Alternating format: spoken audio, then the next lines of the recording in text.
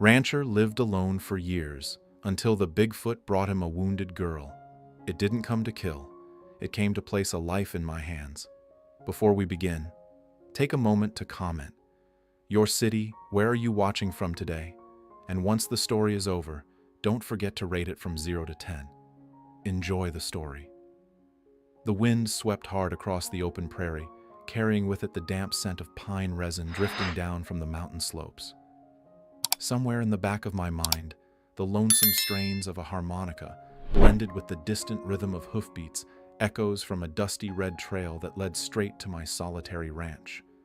Morning fog still clung to the yard, and the first shafts of sunlight were caught in the tall pines, refusing to spill free.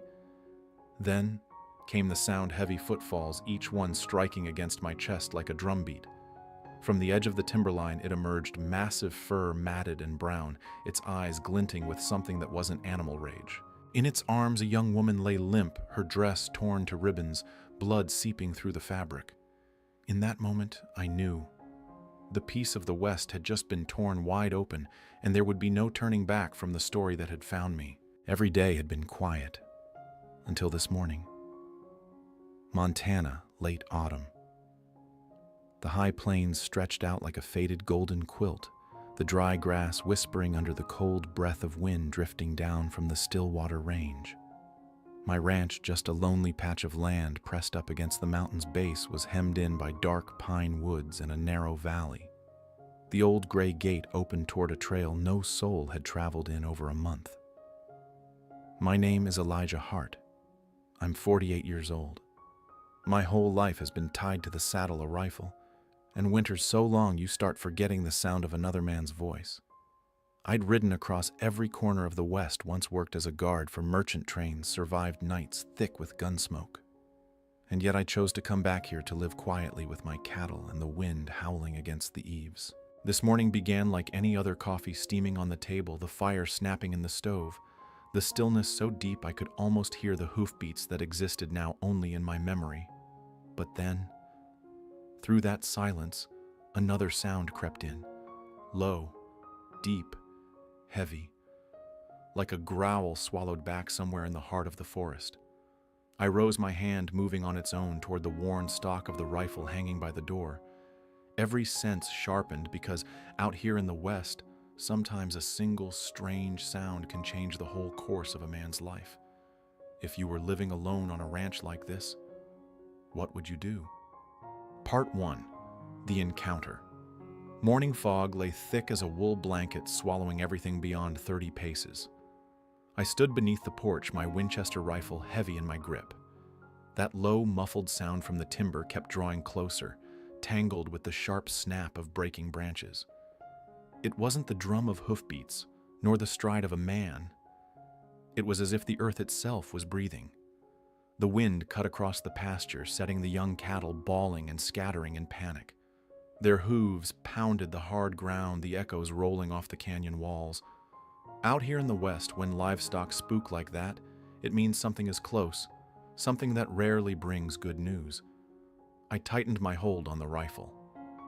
Years of solitude had trained me to read the land like a book, the silence of a bird, the sudden lift of a dog's head, the shift of the wind.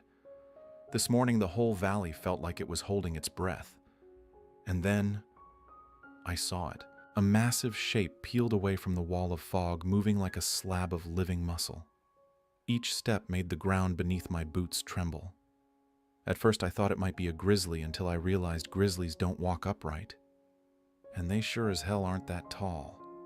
The thin morning light spilled through a break in the mist, revealing a coat of tangled, dark brown hair matted with leaves and mud.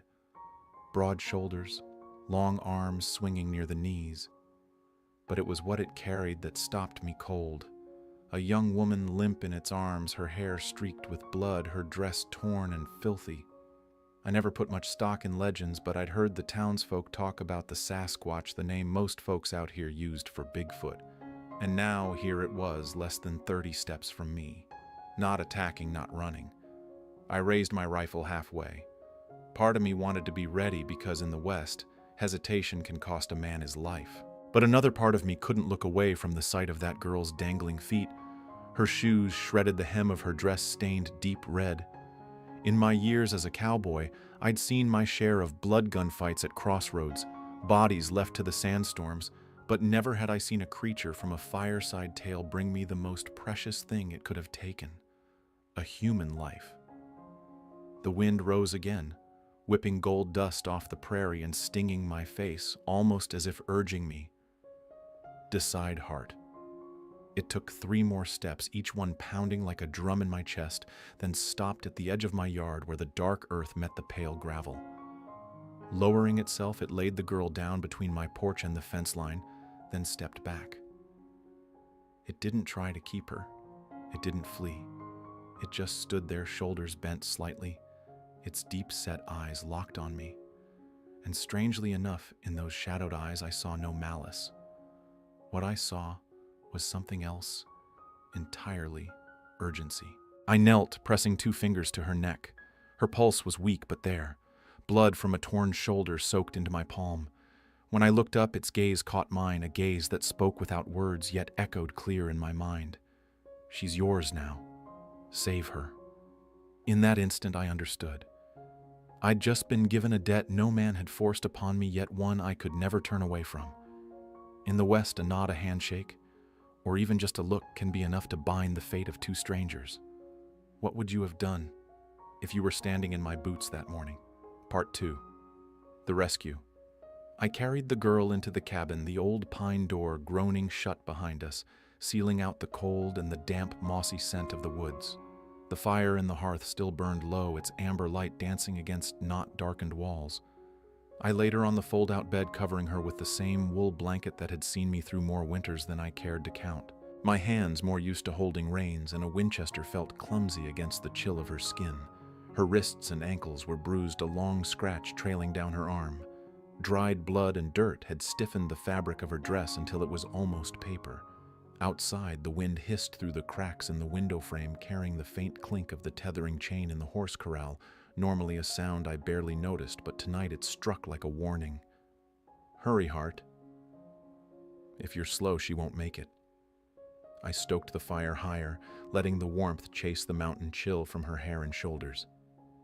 With my hunting knife, I carefully cut away the shredded fabric at her left shoulder, revealing a deep, clean gash, not the tearing of an animal, but the work of a blade. Years guarding freight trains through lawless country had taught me the difference between claw and steel, and that made me wonder, why would a creature like Bigfoot risk carrying a girl wounded by man's hand all the way to my door? I fetched clean cloth, soaked it in warm water, and pressed it gently against the wound. She groaned faintly, her eyelids fluttering. My calloused fingers felt too rough, too heavy for something so fragile. After a few careful sips of water, she opened her eyes. The gaze was cloudy, like someone waking from a long fever. Her lips moved, barely parting enough to whisper a single word, almost lost to the wind: "Cave." The word echoed in my mind like a rifle shot over open country. Cave. I'd heard hunters and prospectors speak of a network of caverns north of the valley, places no one dared to tread for fear of what they called the mountain ghost. But now, her word turned legend into a trail worth following. I tucked the blanket tight around her, but the stillness of the cabin had already been broken, replaced by the steady beat of a question. Who, or what, is hiding in that cave? Night fell fast, draping the high plains in a curtain of black. I sat at the table, my rifle stripped down before me, the oil lamp casting my shadow long against the wall. Outside, the wind's howl tangled with the far-off cry of a wolf, a reminder that here, law came only after the blood was dry. I glanced toward the bed. Each shallow breath she took seemed to tether me in place, holding my eyes open when my body begged for rest. My mind wandered back to the trail days, to strangers met with wary eyes, to sandstorms that scattered the herd, to the gunfire that saved a life without ever learning the name it belonged to. A cowboy's instinct is simple: when someone puts another soul's life in your hands, you keep it safe until your own breath runs out. Close to midnight, I stepped out onto the porch. The crescent moon hung low, silvering the grassland. At the edge of the pines, I caught the faint movement of something massive, slow, silent, before it vanished into shadow. I didn't need a better look to know it was Bigfoot. It didn't knock. It didn't cross the yard. but its presence spoke as clear as words, "I'm still here." I went back inside, dropped the latch, and gave the girl one last look before settling into the chair by the fire. In my heart, I spoke a vow no one else would ever hear. Whoever's in that cave, they won't take her back, not unless they step over my dead body first. If you were me that night, would you have stayed awake till dawn? Part 3. The Clue nightfall in Montana is unlike any place I've ever known. The moment the sun slips past the horizon, the light vanishes fast, like someone blew the last breath right out of the world. The mountains turn black, the forests sink into shadow, and everything beyond my cabin becomes a vast sea of silence, broken only by the wind sifting through the pines and the lonely cry of an owl. I'm used to that silence, the kind you find out here in the West, where every sound carries meaning. But tonight it felt different. There was something in the air that kept my eyes locked on the girl lying on the folding cot just a few steps from the fire. The flames snapped and popped, casting a warm glow over her pale cheeks. My own sun-darkened hands, tough from years of rains and rifle stocks, looked coarse and out of place next to her small, fragile fingers. I've lived too long under the burn of summer suns and the bite of winter wind, where everything must endure or be worn away. But her, she looked like a shard of glass lost in the desert. Outside, the wind slipped through the doorframe, whining like a harmonica string pulled too tight. I eased the strap on my Winchester and let the barrel rest across my thigh. The cold metal bled through my jeans, sharpening my focus, ready for any sound from out there in the dark. The wind's steady moan lulled the cabin into a half-dream state until she stirred. At first, it was just a sharp breath. Then her fingers gripped the blanket as though holding onto the last rope in the world. I leaned forward. Her eyes cracked open, but they didn't see me. They looked past me through the roof into someplace far away. Her lips trembled and shaped words so faint they almost dissolved into the wind. "They're in the cave." The sound was as fragile as frost, yet it cut into my mind like a knife. "They're in the cave."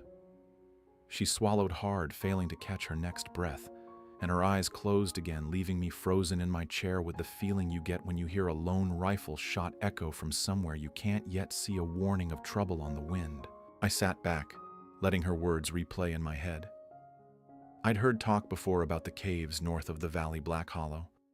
Years ago, when I was working escort for a silver mining crew, I met an old hunter in the Red Lodge saloon. He was too drunk to stand, but his eyes were sharper than anyone else's when he spoke of the cave that never gives anyone back. He said there used to be a small community deep inside that rock, maybe outlaws, maybe a hidden mining camp no one knew for sure. But people began disappearing. Not just foolhardy prospectors chasing gold, but townsfolk, women, children.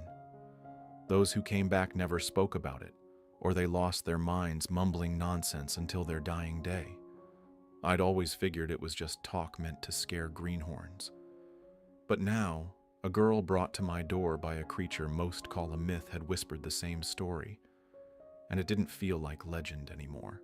The wind outside rose, carrying the damp, mineral scent of stone from deep within the mountains. I moved to the window, pushing the curtain aside.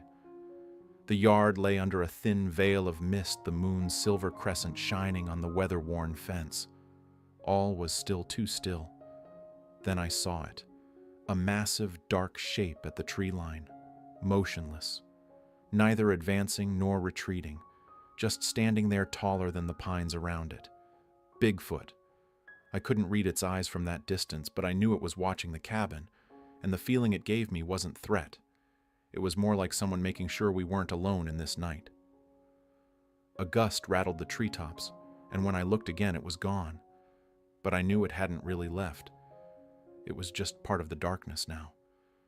I turned back inside, hung my coat on the wooden peg by the door. She lay still, breathing steadier but faint.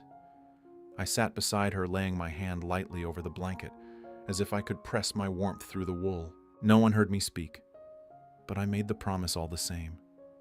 Whoever they were in that cave, no matter their strength, they wouldn't be taking her back.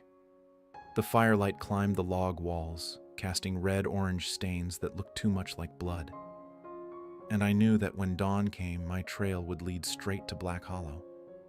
Not out of curiosity, but because of a debt silent and unshakable laid on me the moment Bigfoot set her down on my porch. If you were in my boots that night, would you ride toward that cave, or stay in the safety of your cabin? Part 4. Danger. Draws near dawn was still tangled somewhere behind the Stillwater Range. A heavy quilt of fog lay over the ranch yard, clinging to the weather-worn fence, seeping cold into the porch boards beneath my boots. I'd just stoked the fire pine resin curling through the kitchen when the ground underfoot gave the faintest tremor.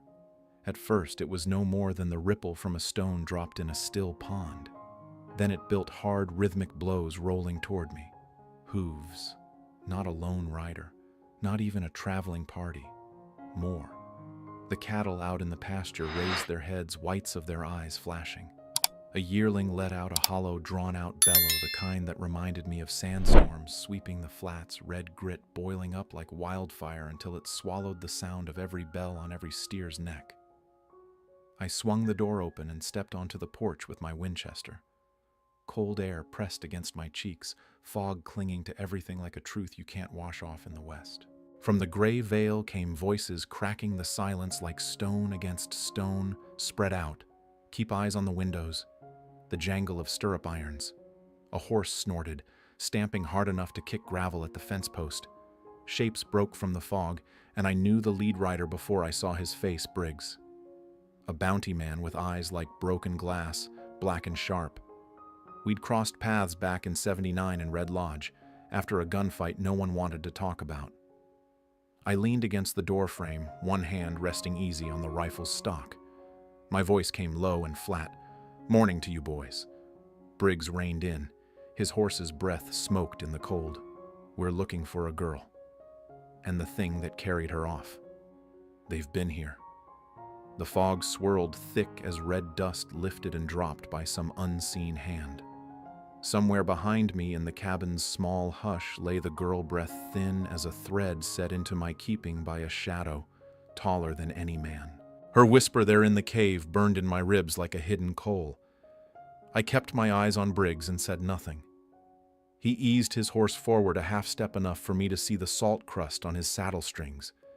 Two men fanned out behind him, bandanas over their faces, pistols on their hips, rifles slung across saddles, every move steeped in the habit of killing. The third carried a length of rope already knotted into a noose. That told me all I needed. They weren't just here to take someone. "She's hurt," Briggs went on voice lazy like he was reading an order. "We've been paid to bring her back. Double if we bring the creature too." "Creature?" I asked, not blinking. His mouth pulled in something like a smile. "Don't play dumb heart. Miners say it walks like a man leaves prints big as dinner plates. They want it. Dead's easy money. Alive. That's a better payout." The wind shifted, carrying the damp bite of pine needles and cold earth from the tree line. The fog thinned enough to show the ground beyond the ranch gate, and there, plain as ink, were the tracks I'd tried to scrub out before first light. Bigfoot's prints side by side with the girl's stumbling steps.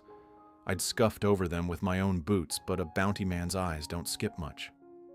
Briggs tipped his chin. He'd seen. "She needs a doctor," he said. "And we're the closest she'll get today. Hand her over. You keep your porch. Hide her, and you'd better hope that stubborn streak can buy you a gravestone." I let the Winchester's barrel dip just enough for the stock to settle firm into my shoulder. Out here, men make their own laws and convince others to follow them with a gun. The paper they call a warrant is usually just a sentence spoken aloud. "You got one of those warrants?" Red Scarf asked, empty-handed. "Nail it to my door with a steel tack," I said. "Otherwise, you're trespassing." A steer bawled out in the field, the sound falling flat into the fog. We all went still enough to hear the stable's wind flag tapping the post. In the West, a morning can turn to a funeral over one extra word or a step too far. I've never liked funerals in the morning, but that morning never asked me. Briggs lifted a hand. The rope man swung down from his saddle. Young, smile too soft to have earned yet like a bad habit. He took 3 steps up the dirt path toward the porch. The wind slid along the house's side and every sound pulled back. Cattle hushed. Chains went silent. birds stopped mid-note. The quiet was thick enough the cabin's timbers expanding sounded like a saw's teeth through bone. "One more step," I said, bringing the rifle's muzzle up to draw a line across the boards between him and the porch, "and you'll kneel the rest of your life." He grinned and stepped. The Winchester kicked hard into my shoulder. The porch rail splintered next to his shin flecks of wood streaking red across his skin. Horses snorted in unison as if someone had clamped a hand over their mouths. The boy stumbled back, hands-high rope thudding against his thigh. Guns came clear from holsters not quite aimed but close enough to see where they'd punch daylight through me. The air tasted of hot brass and saltpeter. I worked the lever. The empty shell chimed into the grass. "Next one takes your kneecap," I said, and nobody figured I was joking. Sometimes men don't understand a boundary until they hear a shot. Briggs fanned his men, cutting the yard into blind corners I couldn't cover all at once. He wasn't stupid. "Out of Shell's heart," he called, with the politeness of a jailer holding the keys. "We're coming in, but this land's got its own clock and its own bell." A wind came sudden from the east, dry and fine, carrying dust as red as sifted clay. It rolled across the pasture, blurring the fence, cloaking the stable, turning the sagging gate into a brown smear. The whole yard swam like a man's eyes gone wet. I knew the prelude to a low-rider dust storm summer. It'll choke you with grit. This time of year, it just drives the cattle wild. They bolted, first a ripple, then a black tide. Horns, crashing hooves, pounding dust, boiling like smoke over a battlefield. Briggs swore, yanking his reins to push low and head them off.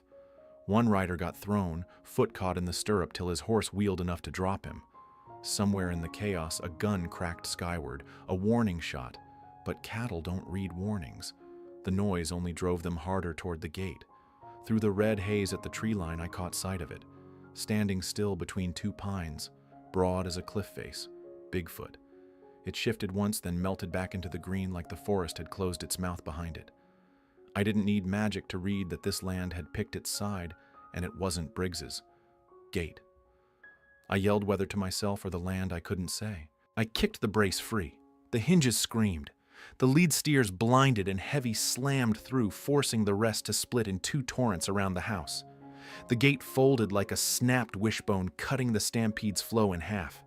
In the red churn, men cursed horses, screamed, guns lifted, then dropped useless against the oldest law in any cattle town. A spooked herd is the devil itself. I slid back inside, barred the door. The world shrank to smoke and heartbeat. The girl's lips were cracked, her skin cold. I dug for my kit bandages, carbolic needle, gut thread, the fire-blacked knife. From under the table, I hauled the oak chest, shifted the loose board. There lay the wooden ring, its carved growth rings spiraling in, and a scrap of oiled cloth, charcoal marked.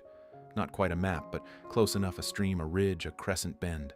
I knew the way to the cave like it had been sewn into my ribs. The dust bought me time. Cheap, but worth every grain. I slung the kit, slid my Colt into the belt, lifted her. She weighed too little, it hurt to feel it. Some vows you carry with your life, if you mean to keep them. A coal popped in the hearth, rolling across the rug. I stamped it out without looking back. A house can be built again. A life can't. Behind the coat rack, the wall's join hid a narrow door I'd made to keep coyotes and worse off my back. I eased it open. Cold light slashed in, revealing the deer path sloping toward the rocks. Hoofprints pocked the mud sharp from last night's frost. At the fork, the trail shifted into something bigger. Under wet leaves and moss prints, the size of dinner plates tracked alongside the slope, vanishing into a thicket too dense for the fog to follow. I stopped feeling eyes. Not Briggs's counting bounty. The mountains slow, cold, and sure of every step I'd take. "I see you," I said under my breath. "I'm coming." A branch swayed once ahead, then stilled. Enough of a sign. We pushed through the brush, the wind in the leaves hissing like an old saddle girth. Twice I dropped to one knee in the ferns as voices drifted from the slope below. Briggs's bark, another man's ragged breath. The treetops carried their talk farther than they'd like. Squirrels scolded and darted past my boots. From the ridge, the valley spread wide. My ranch scored and trampled gate broke in the herd's tracks circling the barn. Everything I'd built torn open like a ledger. I looked once, long enough to remember, then turned away. Out here you count what's left, not what's gone. The sound of water reached me before I saw it. Not the steady push of a river, but the tumbling echo of a drop from high above. The air cooled, grew sweeter. A moss-wet smell pulled at some memory I'd left in a younger man's years. Then it came into view, white water spilling from a cleft in the rock sunlight, shredding into silver blades across the fall. Mist drifted sideways like the breath of someone laughing low. And behind it, darkness. Not empty, but full of something unnamed. A place that introduced itself without words. On the ledge to the right, half in the spray, half in the shadow, he stood. Tall enough the stone seemed to bow beneath his weight. Hair black and wet plastered in ropes down his shoulders. Part 5. An Unexpected Alliance. Morning mist curled around the pine branches, leaving cold beads on my shoulders and the brim of my hat. The girl still rested against my chest, her breath so faint, each rise felt like a blade against the thought one step slower and she'd be gone. The echoes of last night hoofbeats Briggs's shadow still lingered at the edge of my mind. I cinched the saddle straps on Black, then lifted her, wrapping her tight in the wool blanket. The sun had only managed a thin slash of light through the canopy, but I knew time wasn't on our side. From the shadows of the forest, a massive shape stepped free. Bigfoot. It didn't come close. Just cast me a glance before turning its back, walking deeper into a narrow game trail. No words, no gesture. But I understood if we meant to get out, we'd need to follow. This wasn't a hunter's trail, nor a logging road. The path was tight enough for branches to scrape my shoulders, roots rising like the veins in an old man's hands. Light fell in broken ribbons, carving blades of brightness across the damp ground. Black's hoofbeats were swallowed by the mat of pine needles.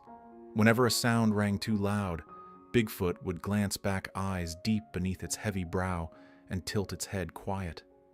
Far off, shouts carried through the trees, Briggs's men sweeping the obvious routes. Their horses would be tearing up the easier trails. But this way, you'd only find it if you'd been born in these woods or had given your life to them. A gunshot cracked somewhere to the left, bouncing off the ridge before fading into the wind. Birds erupted from the canopy wings, thrumming like a sudden rainstorm. Black shied against the reins, but I kept him steady. Bigfoot's arm rose hand broad as a shovel, signaling a stop. We pressed into a moss-covered hollow. From there I could see riders below circling, scanning. Briggs was spreading his men wide, tightening the noose. It was the move of a manhunter driving quarry toward the smallest gap. But here in the hush, I felt it clear Bigfoot wasn't leading us away from them. It was leading us towards something, and in its brief glance back I caught trust. The belief I'd do my part, too. We moved on, breaking into an open stretch of red earth. Out here it should have been a death sentence, tracks etched deep, impossible to hide. But Bigfoot led us along fallen pines' hooves, striking wood instead of soil. I began to read its trail craft, how it angled to slip past thorn thickets, crossed a dry stream, where moss-covered stone would hide our prints slowed, when the wind turned so our scent wouldn't carry. In my arms, the girl trembled, lips parting to whisper some name I didn't catch. I tightened my hold, murmuring, "You're all right." Maybe I was saying it for myself, too. The space between us was no longer man and creature, but two beings who knew survival didn't always require an oath, only a shared direction. The sound of falling water began to weave into the forest's noise, a waterfall. And where there's water, there's cover.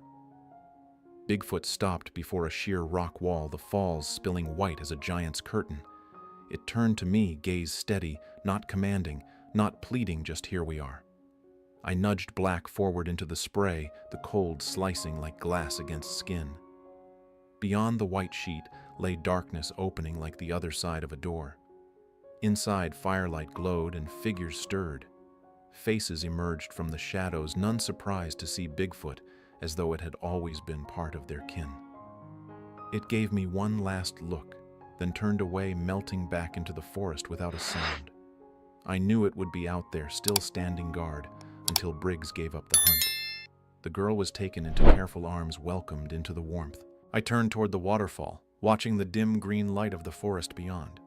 Between me and that shadowed giant, there'd been a handshake without hands, a bond as solid as the mountain itself. If you had to trust a legend to survive, would you put your life in its hands? The end.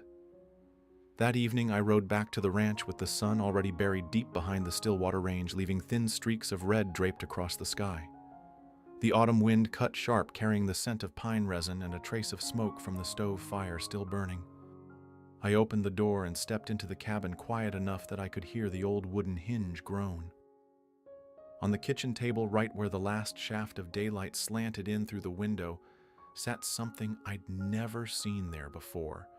A wooden ring, roughly carved its surface, etched with swirling lines like the age rings of an ancient tree. I picked it up. The wood was still warm, as if it had just left someone's hand. I turned toward the forest. Only a wall of black shadows stared back, still and silent.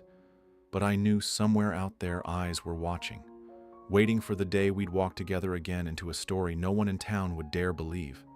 Some handshakes don't need words, only a single act of trust, and sometimes that trust is enough to change the course of a life. I placed the wooden ring in the desk drawer right beside my old Colt and the folded map, both now reminders that peace never lasts long in the West. If you were the rancher, would you have stayed or ridden away into the wild? Let me know in the comments. And if a creature from legend brought you someone in need, what would you have done?